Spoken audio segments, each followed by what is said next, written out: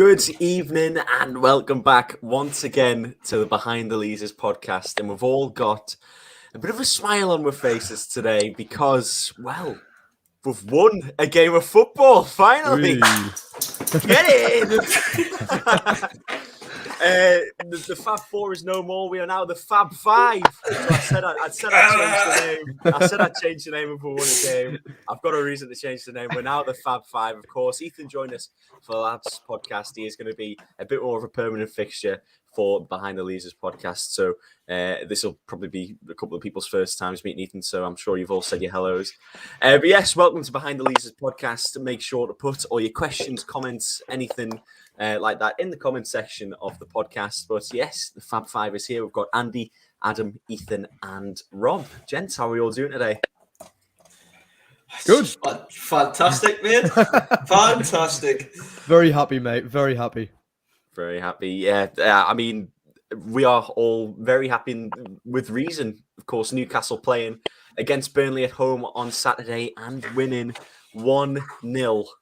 It's the first time this season, obviously, that we've spoke about a win on this podcast, and it feels good, doesn't it? Just, not only the fact that we've won, but the way that we're played, the team that we were playing in terms of league positions, the atmosphere, the crowd was absolutely fantastic. Adam, I'll start with you because, you were one of the people at that game yesterday. What was the atmosphere like, and just what did you think of the performance from the lads? Well, in terms of the win itself, yes, it wasn't just a win. The clean sheet I felt was very important as well because defensively this season, we've said it so many times, that'll be a mess.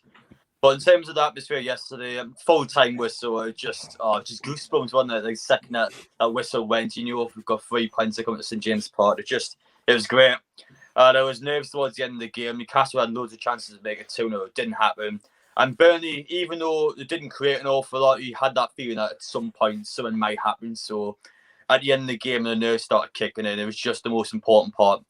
He had that final whistle. I'm glad we won. I'm looking forward to seeing how we do against Liverpool and Leicester next week. 2 ridiculously hard games, I feel like. But the win's here now. We'll see if we can move on.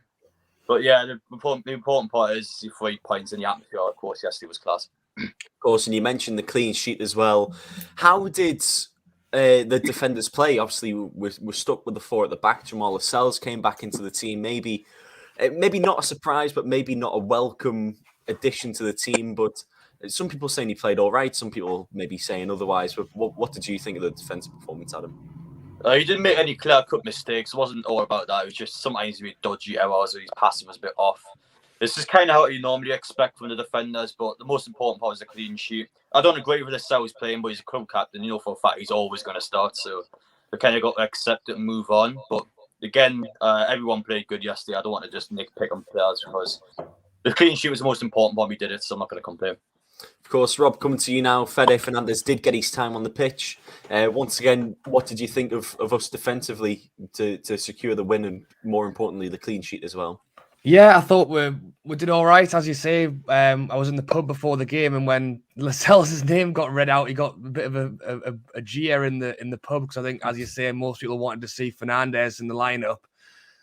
But I mean, the only thing I could say with Eddie Howe is the fact that Fernandez played for the first time in a while, and Lascelles did have a week's break. So in a way, you can kind of see why he did it that way as well. And the reason I think Lascelles looked half decent was, to be honest, Burnley haven't got that much going forward. If I'm being brutally honest, they played a long ball a lot, and Lascelles is a big lad and he knows how to head the ball. So he pretty much stood there and headed it all day long, which I think suits his style of defense. I think coming up against more tricky teams, Lascelles will probably have an issue, and that's why I'd prefer to see Fernandez in as the regular rather than him. But as you say, for a clean sheet and generally defensively, I thought we did well. And I was happy that we're stuck with the Manquillo and Lewis as well, because I think they proved themselves in the last game, and I think they did a good job again. Without a doubt. Ethan, coming to you next. Of course, we saw Callum Wilson's goal. Maybe it's a slight bit of controversy with what happened. Of course, Nick Pope, he hopped over Fabian Schär, and as the ball came down, it was almost as if he sort of just plonked it on his head. The ball left his hands. Callum Wilson takes it and scores, with quite a good finish on an angle as well. Did you think there was any sort of foul in there at all, or do you think it was just a mistake from the goalkeeper? Yeah, it's an interesting one. When I first saw it, I was a bit concerned. I thought they could choke the goal off. But I think you have to look at it and say that Pope has put the ball off Shaw's head. Shaw's not gone to try and take the ball out of Pope's hands. Pope has put it on to Shaw's head, and that's the goalkeeper's wrongdoing. There was a moment today, if you saw in the Aston Villa Leicester City game, where Kasper Schmeichel had one hand on the ball, and then Aston Villa scored, but it then got disallowed. That brought up questions again about maybe if that's been disallowed, should the Nick Pope one been disallowed? But I think it was Pope's wrongdoing. It was unfortunate for the goalkeeper. I don't think it's necessarily poor goalkeeping. I think it's just a really unfortunate scenario where he was in control, but he's whacked it off Cher's head. So I think it was correct that the goal stood. Yeah, and going forwards, it felt a little bit different yesterday. Of course, we had 19 shots, I believe, not very many on target, but it was more than Burnley's shots to shots on target ratio. Is it good to know that we are getting more shots off? You know, whether they are from 30 yards out or inside the penalty area. Well, Newcastle's problem isn't going forward; it's defending. I think attacking they've been pretty decent all season. Even under Steve Bruce, they were still scoring goals. But I thought, to be fair, they were very creative and they had new ideas. It was good to see Almiron playing a part. I thought he could have had a goal when Pope saved low to his left side. It was a good stop. Shelvey again trying from range. It has been a new thing of recent weeks where he's getting quite a few shots on target. I can definitely see Shelvey maybe getting 5 or 6 goals this season if he keeps trying efforts like that. So yeah, I think that's really good to see our attacking player. As we know, Eddie Howe's an attacking manager. Bringing players like Joe Linton back to form as well will be good and see us in good stead. But yeah, I think defense is the problem. But there was some good signs at the back from likes of Jamal Lewis playing well. Rob said Manquillo as well back in the team. So yeah, I think there's good signs. In the last podcast, you spoke about Fabian Shea. You weren't very confident with him in a back four. Obviously, it's a completely different style of football that Burnley play. Maybe not the hardest style of football, but did you think he had quite a good defensive performance? Yeah, I thought the defenders did well, but again, like Rob said, I think in the weeks to come when Newcastle are playing, they're going to be playing world class attackers with City, Liverpool, United, Leicester. I think we can really get a result there. But yeah, at the back, I'm not convinced yet, to be honest with you. Burnley did work it well. Was it Vidra who got that goal that was chalked off? I mean, he was Jay offside. Rodriguez, yeah. Well, yeah. Lascelles done well to see him off, but I'm not fully convinced yet. I do think Fernandes, in my book, should be starting maybe ahead of Cher or maybe ahead of Lascelles, however which way you look at it. But I think, like Adam said, Lascelles, you expect him to play because he's the captain. So if there was a centre-half that gets replaced, I'd say Fernandes replaces Cher. And Andy, coming to you now, we spoke about Alan St-Maximin and, you know, his recent performances maybe haven't been the best. A slight improvement, you could say, from his recent performances yesterday? Slight, yeah. Just the worrying thing is his final product, isn't it? I think we all thought that was something that was maybe developing. It seems like sometimes it's taking a backward step. But no, he looked a bit more like himself against Burnley and... but it turns out he's making his own board game, isn't he? So I don't know if he's been overly concentrating on that. But no, look, I mean, I'm just like everyone else. I'm absolutely elated. We've managed to get the 3 points for the first time this season, and hopefully this is where we can really kick on and play some good football under Eddie Howe, which we've shown we can. So I think we've got a lot to look forward going forward. And I mean, next is Leicester, and like Matt Ritchie made us all know last season, he does love playing away. So hopefully we can get 3 points away again there. But as well, how the tables have turned, 40 million seems an absolute bargain for Joe Linton now. He's had an absolute blinder of a couple of weeks. He's been absolutely fantastic, and I'm sure everyone's absolutely loving it, seeing Joe Linton playing so well. And just I couldn't even put a position on him at the minute. I just think he plays everywhere and plays well where he is. Eddie Howe's done a lot for that lad's career already, so it's all looking good going forward, I think. Yeah, Joe Linton, believe man of the match in the past 2 games, possibly even 3 games. The post heat map of how much Joe Linton's worked, and like you said, he is literally all over the park. You see him at left back, right back at times as well. You know, he's absolutely everywhere. I'm going to go around the room with this question as well. Eddie Howe, you saw how much him and Jason Tyndall celebrated at the full-time whistle. There's such a big sort of feeling of togetherness in this team at the moment, isn't there? I'll start with you here, Andy. Yeah, mate, United once more. The club had been in such a divided state going into this season, at least, and then the last few years, like everyone's said, everyone went in the ground. They didn't really know what they were going looking for, and now hear the noise around the stadium. St James's is electric once more, and it's going to become a horrible place once more for away teams to come up to. You can see the Burnley players were struggling from the off because of how loud the ground is, and that's exactly what we've needed and what Eddie Howe's has needed behind him. And it just, I think we've won one game, and I'm finding it hard to not get carried away, because it's just everything seems right now, and it's just I love it, mate. I just hope this is it going forward. And I mean, I do like our chances of survival. It seems our season is picking up now, and it seems like a lot of the teams we were worrying about, they seems to be slowing down and dropping off, and they seem to be the ones that are dropping the points now. Definitely, yeah. I mean, you know what an absolute fantastic feeling it is seeing everyone celebrating. Adam, you saw the players taking photos in the dressing room after the game finished. You saw Eddie Howe's reaction on the touchline with Jason Tyndall. Just it's so nice, and you know, seeing the atmosphere on the ground, it's just such a nice thing to see once again, isn't it? Yeah, well, one of my biggest problems I see with the team this season is a lack of confidence. When I watch the team play, I never feel like they're going to win a game. So now that we eventually got a win, you would imagine it would start kicking at some point, or at least play better football. And yeah, it's great to see a lot of players. Like a couple of weeks ago, we were calling rubbish, is now performing on the new owner as new manager. I mean, I feel like Shelby. I think I called a month ago. I said, I want to see him play again, and now he's one of the best midfielders we've got at the minute. So yeah, I think a lot of fans have the same sort of opinions towards these football players. But the most important part is now we're going together as a team, and we'll see how it goes in these harder games. Because again, got a really tough month coming up. We've got to try and sneak some points here and there. But as long as they try, as long as they give them 100%, I'll not mind too much at the minute. It's just once the window comes and these easier games come back, that's when we've got to start taking them. Exactly. And Rob, do you echo the thoughts of Adam and Andy there? Yeah, definitely. Like you say, it wasn't just the fans who celebrated. It was all the players, the photos in the changing room after of them all together, and it just shows, you know, it means as much to them as it means to us. And with Eddie Howe, and obviously when we were linked with every manager under the sun, and it was obviously Emery was the big one before it was Eddie Howe, and I did question, you know, what was best for the club, and one thing that I didn't really think an awful lot about, which I think has kind of come to fruition now, is Eddie Howe, of where he is in his career and what he needs.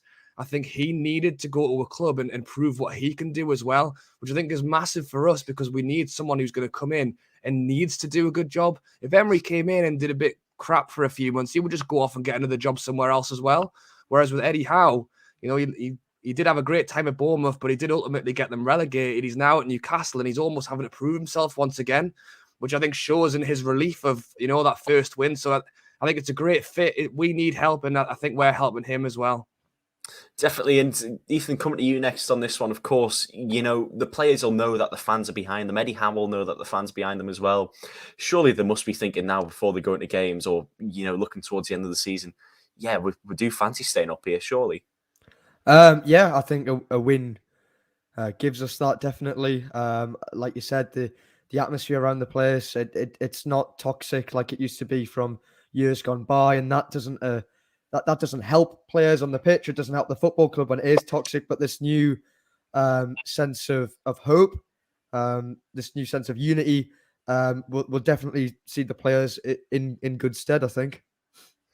And once again, just going around the room, I want to ask who we think has been our best player under Eddie Howe and our most improved player as well. So I'll start with Andy on this one. Best, Joe Linton, definitely. I think he's proven that over the last couple of games. I would be tempted to say, obviously, most improved for him as well. But I have to give respect where respect due. Mate, Shelby is turned around. He's back on top form. His heat map, you mentioned Joe Linton's before. He put in the graft against Burnley. Certainly helped at the back when we needed him. And it's just, like I say, mate, I don't want to get carried away, but I am getting carried away, and it's just everything under Eddie Howe seems right. This whole togetherness and everything. And I mean, we've talked about the communication that we're getting from the club as well over the last couple of weeks. And Murdad has came out today rubbishing the MMO talks. And it's just, that is what you need for a football club to work, and it's just amazing. So yeah, sorry, I'm going off on one again. I'll let the boys get back to it.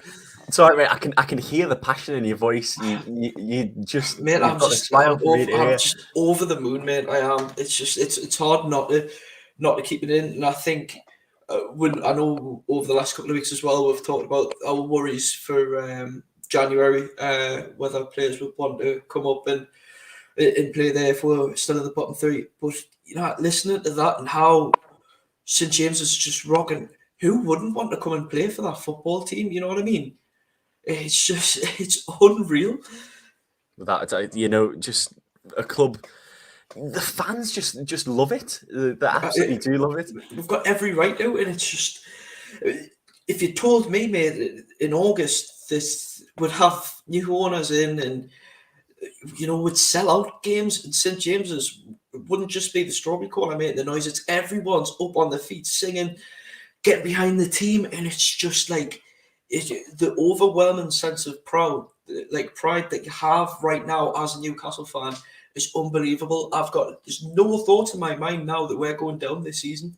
I think all the teams above us will certainly they'll have necks like owls now. This will be trying to watch over the shoulders, and we're coming.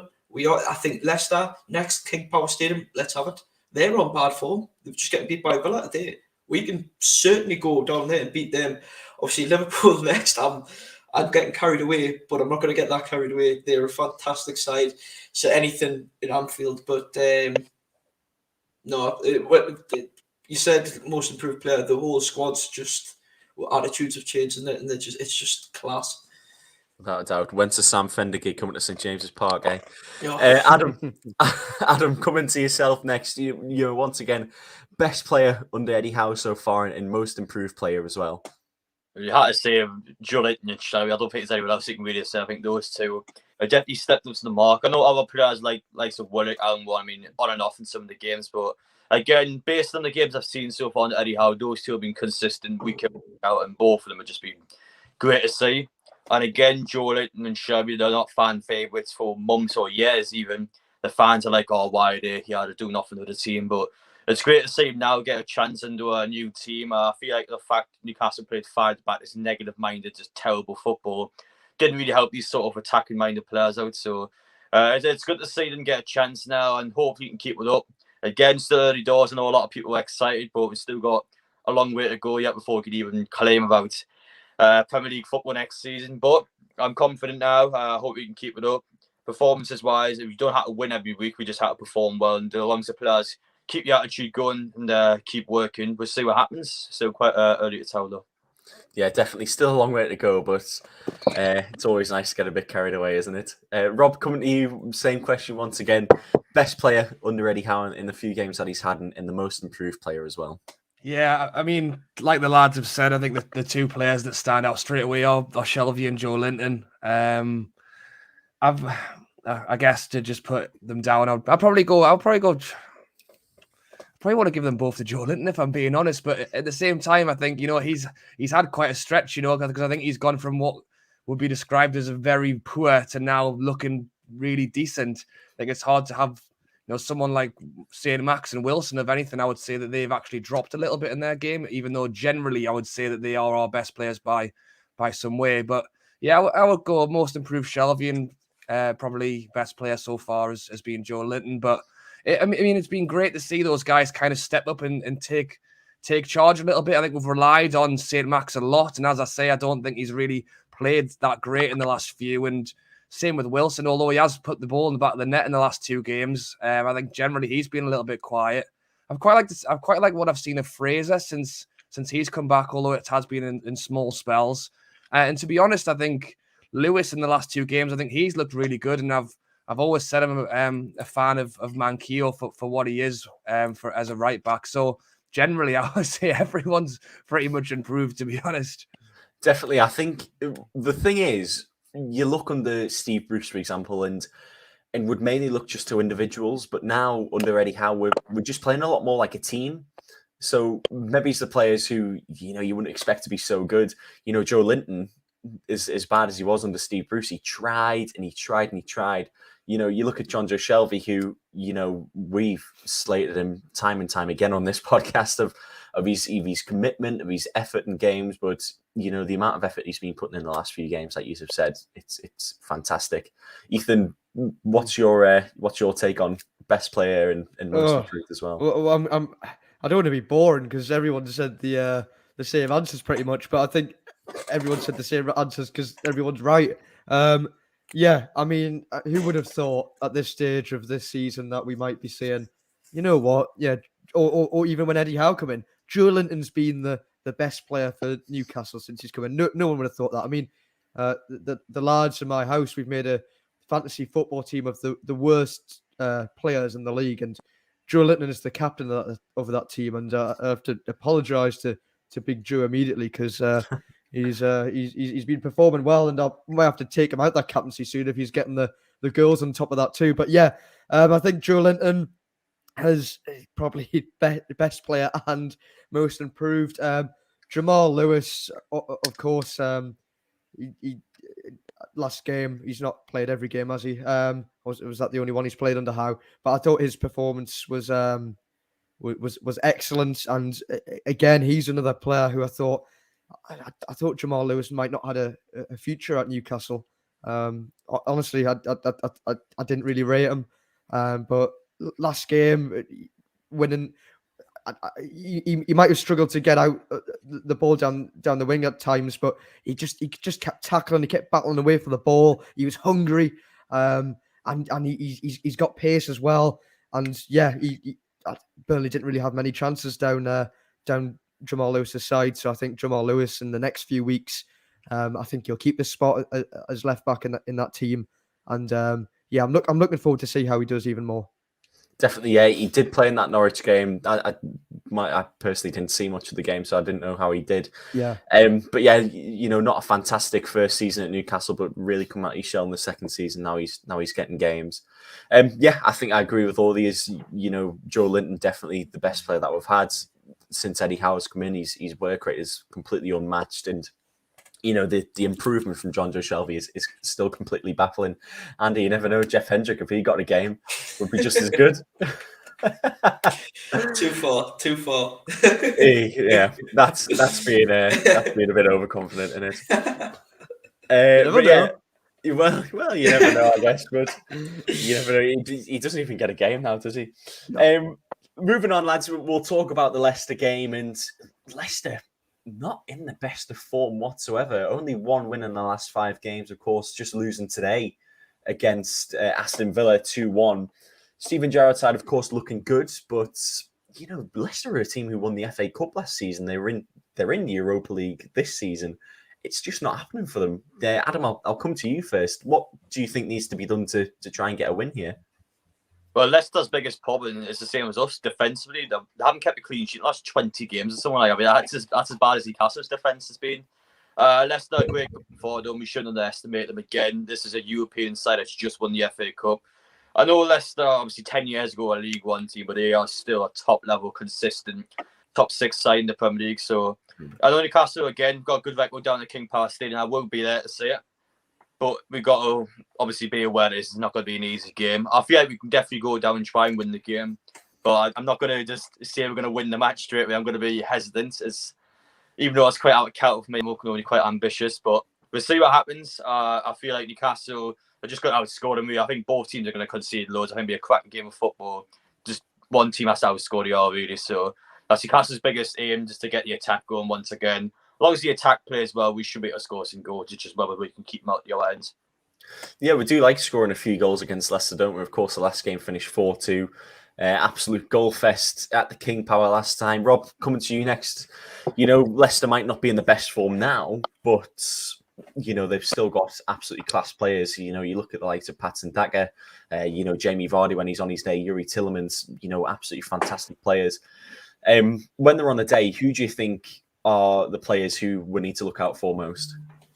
I think Jamie Vardy, providing if he's fit and he's on the pitch, is someone you've got to worry about at all times. I think similar to us with Wilson, or even St. Max to a degree, that they don't have to have a lot of the ball in the game to score a goal. Wilson can touch the ball 3 times in a match, but still manages to put it in the net at least once. And Vardy's a very similar player. He can go quiet and pop up when you don't expect it.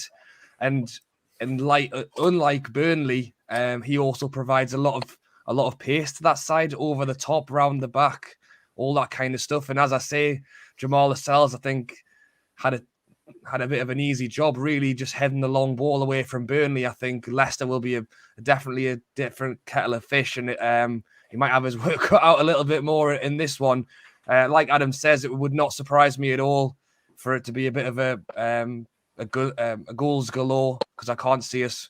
I know we did get a clean sheet against Burnley, so no, I'm not gonna rule it out just yet. But I think we will have our work cut out in this one. So I'm hoping we can stick a few goals in there. And to be honest, definitely, as much as I mentioned how we like to score a few goals, Leicester also love to score a fair few goals against us. 5-0 at the King Power in the COVID season, 3-0 on New Year's Day. That game I was at on my own, and it was a bit of a depressing game to watch that. It's a completely different era of football, though, at Newcastle. Ethan, coming to you next. What do you think needs to be done to avoid such a heavy loss like we had maybe a couple of seasons ago against Leicester? Play like we did last season against Leicester, where we won 4-2. That would be good advice.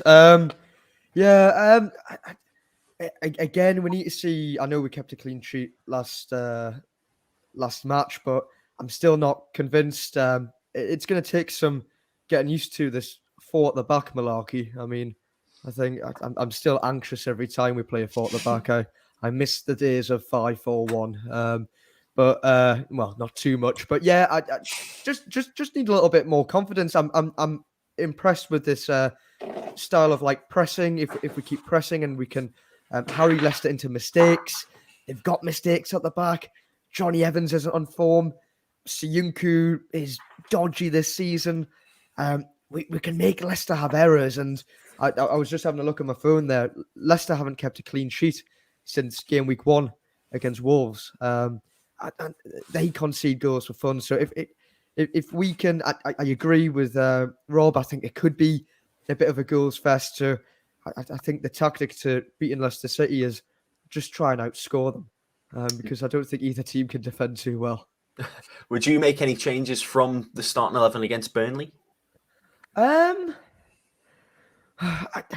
mean, I was crying out for change when I wanted Federico Fernandez to come in, but I mean that Newcastle kept a clean sheet. I'd keep with the same shape. I'd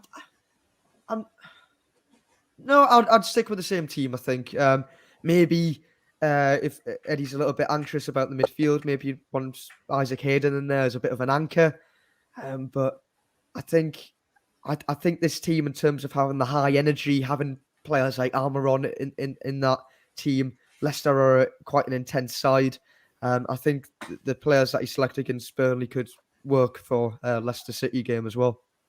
And Andy, would you agree with Ethan there to just keep the squad as it is, or would you make a change or two, just looking towards the Christmas period?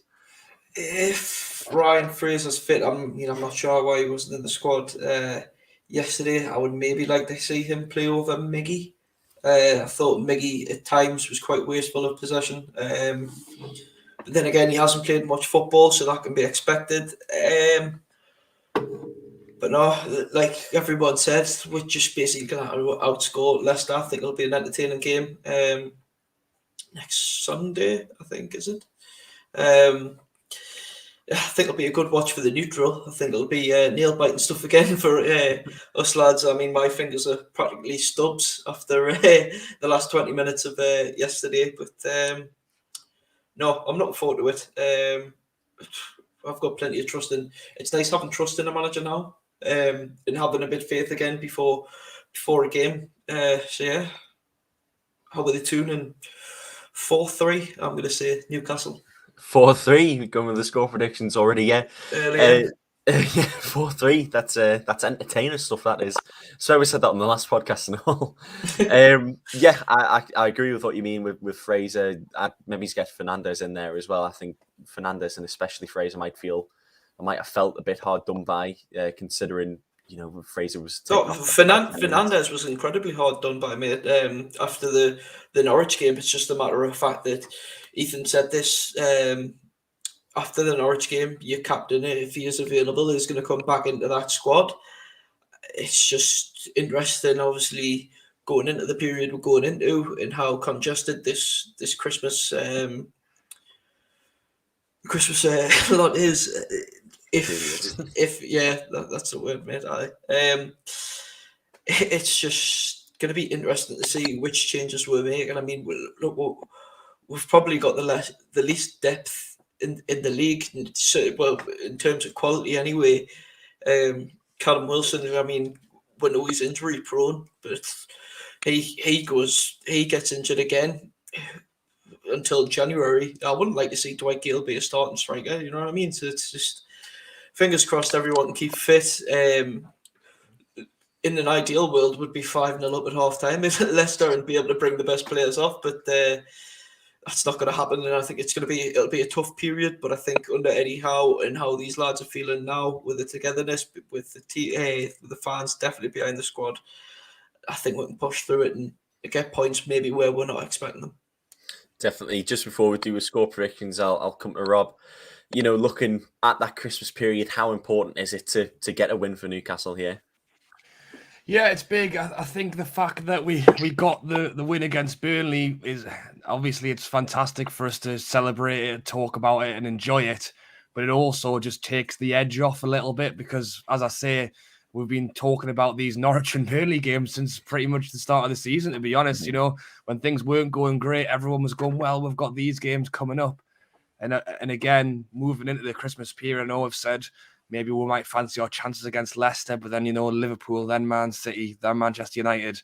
These are going to be some tough games. And if we're talking about how many points we're going to get from them over the next month, I think it could well be very slim. So I do think the fact that we got the win against Burnley just takes that edge off. We've finally got our first win. The pressure's almost off us a little bit now. I know we still are in that relegation zone and we need to be getting points to get out of it. But I think no one really expects us to get too much from the next month. So I think any points we do get is really a bit of a bonus for us. But again, the one thing that I do worry about, and I know we've spoken about it many times, is the January window. Everyone's got their eyes on the window. What can we do there? Who we're going to buy, etc. If we don't get any points between now and January and we have potentially moved down to bottom, it's affecting our chances of who we can bring in. So yeah, I think of the games to go, I think already I'm looking at the Leicester one and thinking I really hope we can try and get something from that because, as I say, Liverpool, Man City, we're going to really struggle there. So we'll see what we can do. Hopefully we can do something. Definitely, like we said, best time to play Leicester this season. When they're in bad form, they'll certainly pick it up towards the end of the season. Mm-hmm. Right, let's go around the room for a score prediction, So, Andy, you said 4-3. I'm going to be a little less generous to both teams and say 3-2 to Newcastle. Adam, what are you saying for a score prediction? Well, in terms of the games next week, I think Leicester's one we've got to go for. I think Liverpool is pretty impossible, to be honest. Liverpool play well. I mean, you might as well just play Clark Lascelles as a centre-half pair and just see what happens because, I mean, it's just an impossible game for me. So we'll see how it goes against Leicester, though. I expect us to try and win the game. Screw it, 4-1 Newcastle. I don't even care anymore. 4-1 Newcastle. I've done predicting scorelines at this point. I hope Newcastle win, and I'll be looking forward to it. But we've got to go and get some of the Leicester game because, like I said, the Liverpool one, I can't see us getting anything in that game. No, I was going to say we'll beat Liverpool 10-0 next week. But Rob, coming to you next for your score prediction. Yeah, I mean, I don't know if it's because I'm a Newcastle fan and I'm probably biased, but I do feel like it could potentially go either way. I think, as you say, they haven't been on great form, and if we do go for it, there's always a chance. I mean, I think that's why it makes it 50-50 because going for it in these games will leave us open at the back as well. I'm gonna go 1-1. I think there's goals on either side, and I think it could easily go either way as well. But I think an away point against Leicester isn't a bad one for us either. So I think I'm going to go down the line and call it a draw. Yeah, 1-1, a point, but certainly a good point, like you said. Ethan, coming to you for our final score prediction of the podcast. Well, I think both teams are going to score. Neither team can defend. There's going to be plenty of chances, and I agree with Rob. It's going to be a 50-50 game. It's about trying to create as many chances as you can, and if on the day your players took them away, you could run away with 3 points. Will Newcastle do that, though? I think Newcastle can, but I also don't want to underestimate Leicester's quality. I know Jamie Vardy was off the bench today, but he can score goals, can't he? And they've got other options like Daka, Iheanacho, whoever you like. I'm going to say 2-2. 2-2 draw. 2-2 should be an entertaining game if it's a 2-2 draw. But yeah, there's your score predictions. And that's going to be it for the Behind the Leazes podcast this week. Of course, we'll be back after the Leicester game, hopefully, once again, talking about a win. But yeah, thanks so much for all the lads coming on. The Fab Five, as it is now called. The Fab Four is no more. And yeah, thanks to everyone for tuning into the podcast as well. It's been another cracker. We'll see you next week. And see you later. Bye-bye. Bye-bye.